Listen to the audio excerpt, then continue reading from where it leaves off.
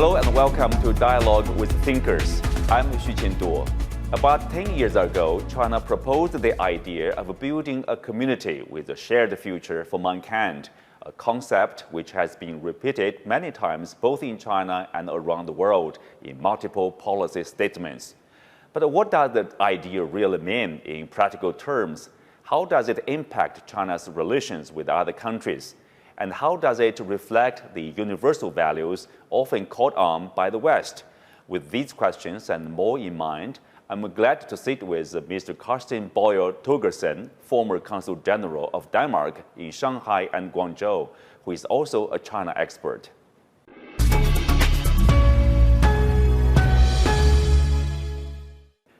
Welcome to the discussion, Mr. Thøgersen. So let's start with, we are talking about this building a community of a shared future. It has been talked about for about 10 years, but not everybody is familiar with this idea, this concept. Tell us, what's your understanding of the Chinese idea of shared future community? What kind of Chinese philosophy is reflected? Well, I see the idea of a shared community. This is very much in the way Chinese thinking have been over the last 50 years, which I have followed China in 50 years, and its general thinking is based upon a international cooperation between various countries and keeping a peaceful international environment. That's a basic idea, and this goes actually a very long way back in modern China's history and understanding of international relation. It goes back actually to the 1950s of Premier Zhou Enlai speaking at the Banten conference in Indonesia, and it has a long story. Mm-hmm. Well, during the process of cooperating with other countries, China has basically demonstrated this high degree of flexibility. For example, conducting trade and investment with the countries with different values, different political systems. And also this is in line with what China has been basically advocating for, that is a peaceful coexistence of countries with different political systems, different values, different ideologies. So in a way, you can see this concept of a shared community, in a sense, reflect the Chinese idea, Chinese philosophy, something which is different from what has been promoted by the US, for example, or Western countries. Do you see there are differences, and what are they? Number one, the East Asian, in particular the Chinese values and philosophy and thinking is different from the traditional European thinking. And this has always been the case. And I think we should not look at it as a difference or a confrontation. We should be happy to see this, that this is expression of diversity in the world, that there are many ways of organizing your society and thinking about what you value. This value-based discussion has increased very much, in particular over the last few years in the West, in Europe and United States. And I think to discuss this in a confrontational way, I think this is very unhelpful. And also it is very much against the thinking of traditional Chinese thinking. As we can go back to the old Chinese thinker and philosopher consul Confucius, and he said very appropriately, I think, that meaning that peace is the sum of differences. And there are two sides to this, that there are differences, and in order to create harmony and a peaceful environment, then you have to have these differences working together. These differences are also differences which make the world a better place to live, because we have different views, but we should cooperate. Still, we should cooperate in a peaceful way. So the basic thinking of this goes long way back in China's history, and also I think, without giving examples, you can also think in European philosophy there are also many good thoughts about living peaceful together in a peaceful way, but these old European concepts are not used so much today in this confrontational international climate, and of course that's a sad thing. Mm-hmm. Well, interesting you mentioned about the traditional Chinese philosophy. You mentioned Confucius. It's, even today people are still talking about, like in Breton, like harmony in diversity.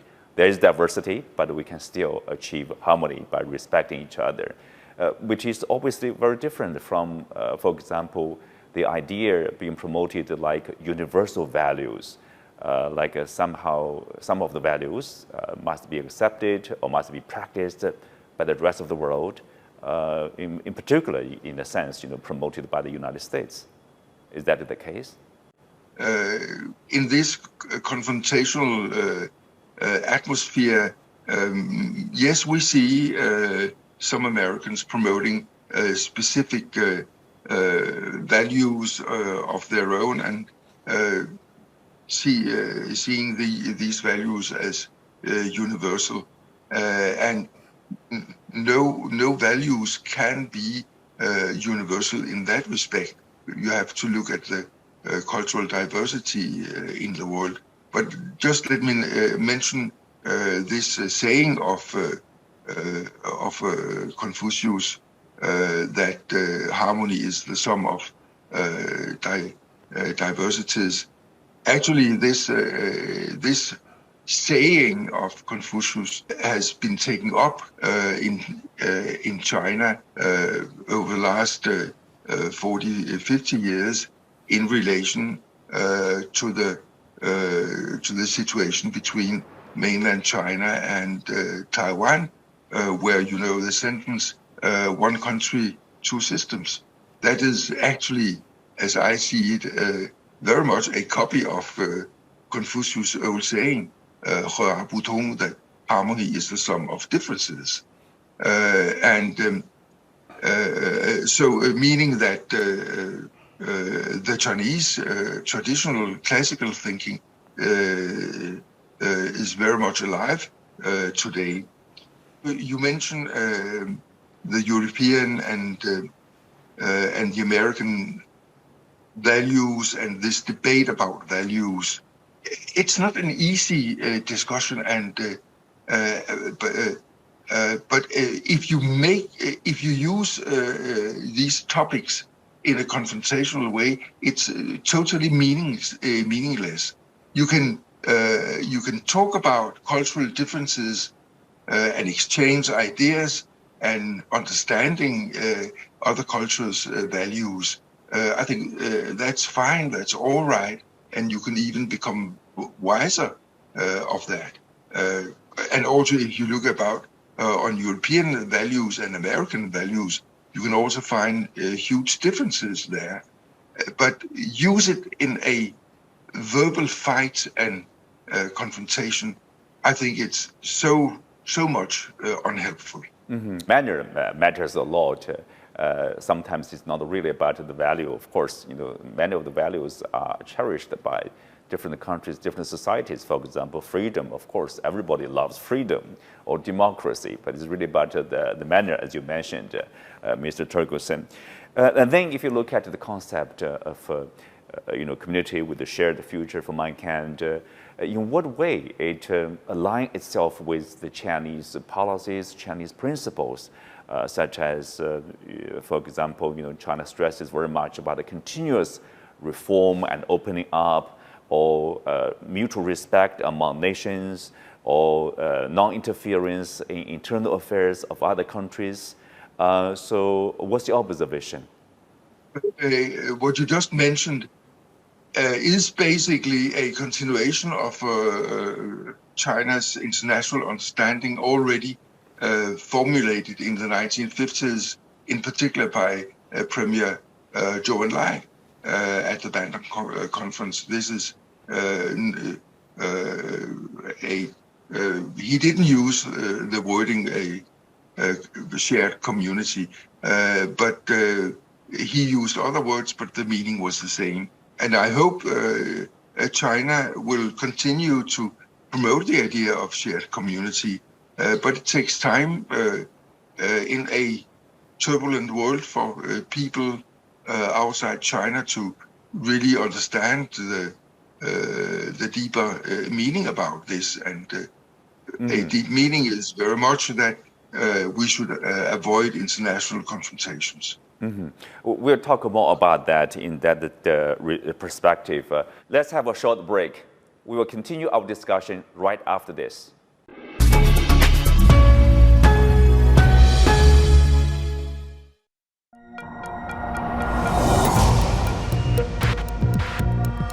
Each day, there are millions of stories.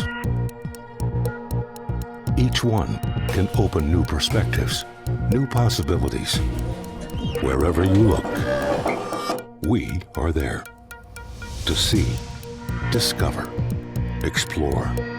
We put the pieces together to find what really matters to you, all around the world, all around the clock. Our reporters are at home across the globe.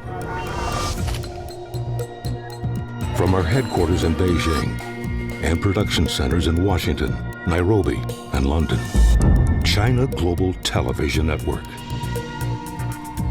Stories from across the globe, reaching people across the globe. CGTN. See the difference.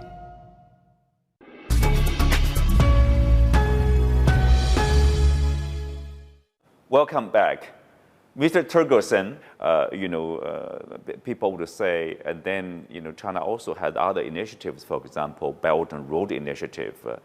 Some people say Belt and Road Initiative, which focuses on infrastructure building, say physical or soft, infrastructure, which can serve as a platform for building a community with a shared future. What do you make of that kind of understanding or suggestion? I think the Belt and Road Initiative is a very good initiative, and of course it will benefit China and the Chinese market, that there is a more rapid and faster access for international communication between China and the rest of the world, and freer flow of goods and services, and that is mutually beneficial. That's fine. And also a fundamental thing about the Belt and Road Initiative, that it requires an agreement and cooperation between China and the specific countries with which China is cooperating on the Belt and Road. And this is expanding, but it is also expanding the activities of China, because China has become so much more rich that China can invest in these projects. It's a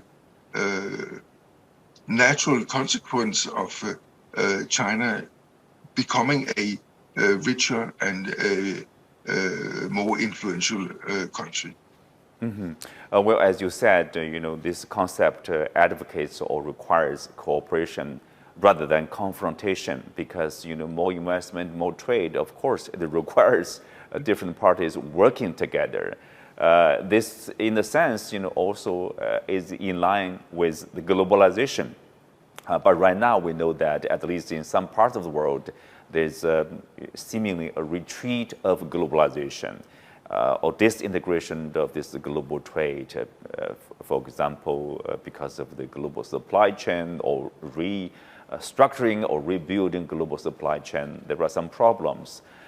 So in this time, can we say we probably need more cooperation, to pay more attention to building a community, a shared future community here? Yes, I agree with you, and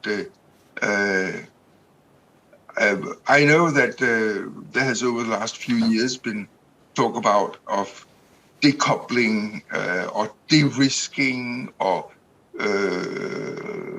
reshoring the global supply chains. This is a geopolitical initiative, and it shows the confrontation between China and the United States. And I think de-risking is one word being used. De-risking a supply chain. I mean, businesses from any country all over the world, they are always assessing the risks of doing business, and they usually do business with several partners, because just to have one supplier of a very important commodity, even in peaceful times, this is not a wise thing. You have to balance your trade and your supply chain.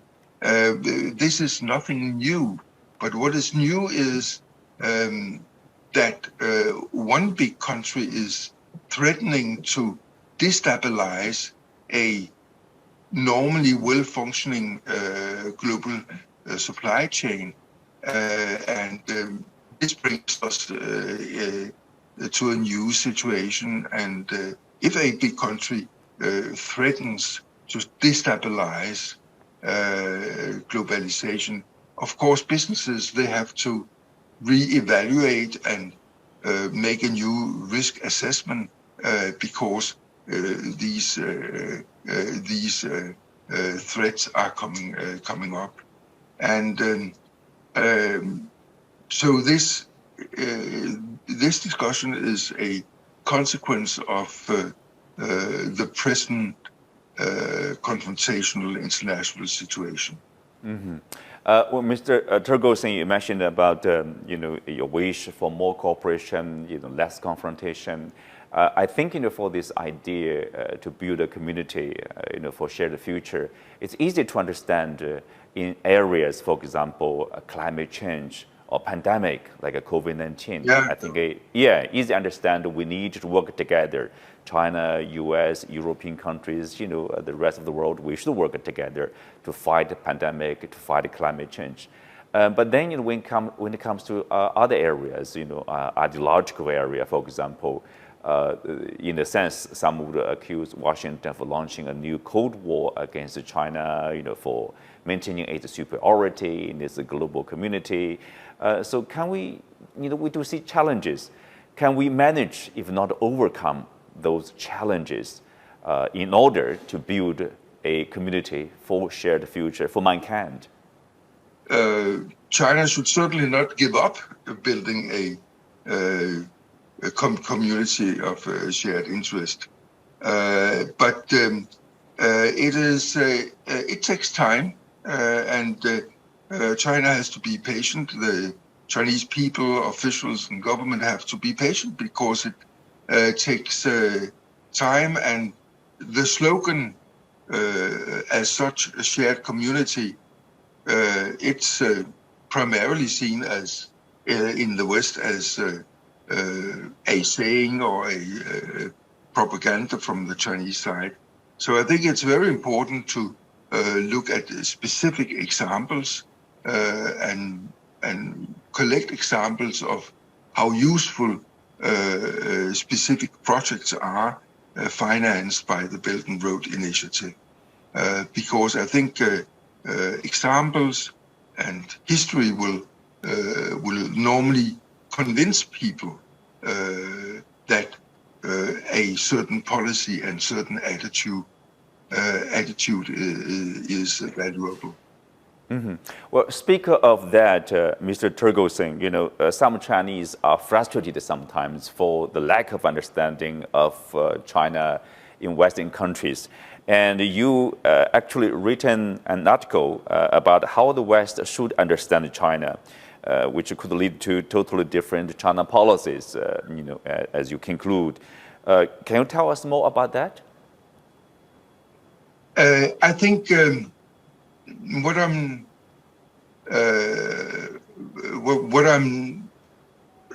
trying to tell in this article is that number one, there's always been huge differences in culture and values and way of thinking between the East and the West, and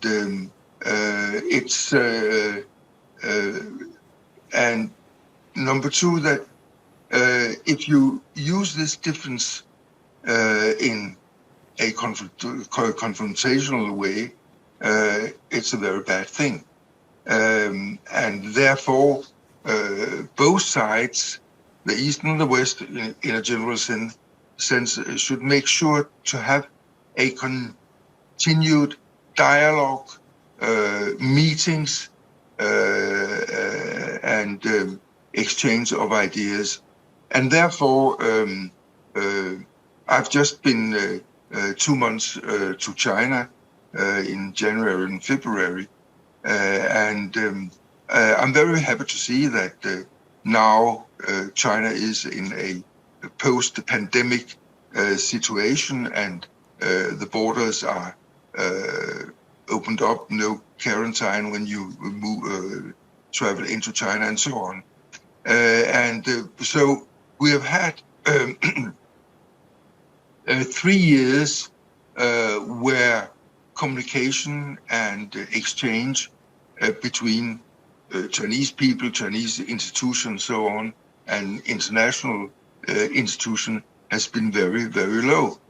Now it is possible for Chinese people, tourists, scholars, business people, and government officials, so on, to travel outside China, to meet with people, tourists and people from outside, foreigners, they can go to China, and it's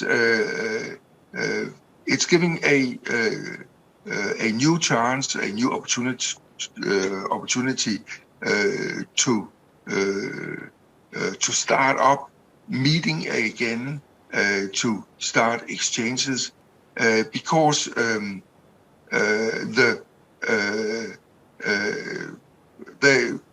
you have to see for yourself, and there is a very clever and very wise old Chinese saying, which is "Bai wen bu ru yi jian," meaning that hearing 100 times is not as good as just seeing one time. And just to give you a background, an example, I spent almost 1 week in the Huangdao district in Qingdao, mm-hmm. And I was invited for a conference, and I considered going there because I said, well, I've been 16 times to Qingdao.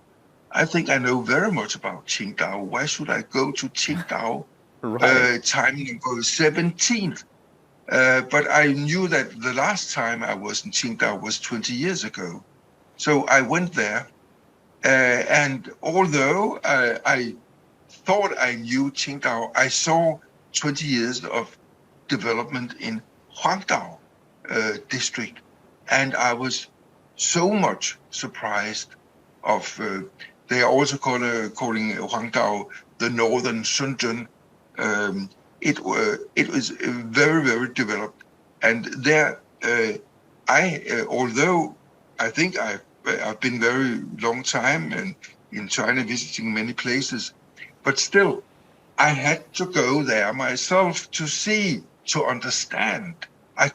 This was not a thing I could read or hear about. I had to go to see for myself, and therefore I'm happy now that we are in a situation where more exchanges between Chinese people and foreign people, either in China or outside China, will take place, because this exchange, this meetings between normal people, Lao Baixing, normal people in the East and West, this is what brings and which consolidates and improves understanding between cultures. Mm-hmm. That was a long example, but just to clarify my thinking. Yes, and with that in mind, Mr. Thøgersen, here, what do you think is the role of cultural exchanges and cooperation in building a community with a shared future for mankind? Again, learning by example, and maybe you're hinting at that some people in the West, they are saying that China wants to export its model of society, its way of building up a society, export this model to other countries. And in a funny way, is that true or is that not true? Mm-hmm.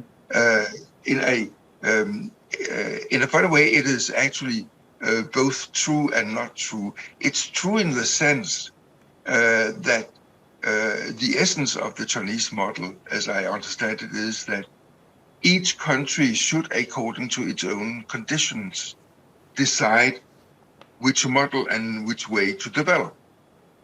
This is what China has been doing. If this is the Chinese model, that other countries, they should look at their own conditions and their own thinking and their own history and develop their societies according to their own wishes. This is certainly not imposing a Chinese model on other countries, but it is suggesting other countries to use a basic Chinese thinking in developing their countries. What China can contribute to the development of the world is showing good examples of what is happening in, you cannot say in China as such, because China is a very large and huge country, but there are many interesting models and experiences and projects all over China, and there are many of these to be studied by foreign countries and foreign organizations. So this expression of shared community, it is a overall concept as I understand it. Mm-hmm. Well, with that, we come to the end of today's discussion. Many thanks to Mr. Thøgersen. You can also find us on the CGTN app on YouTube. I'm Xu Qingduo. Thanks for being with us. See you next time.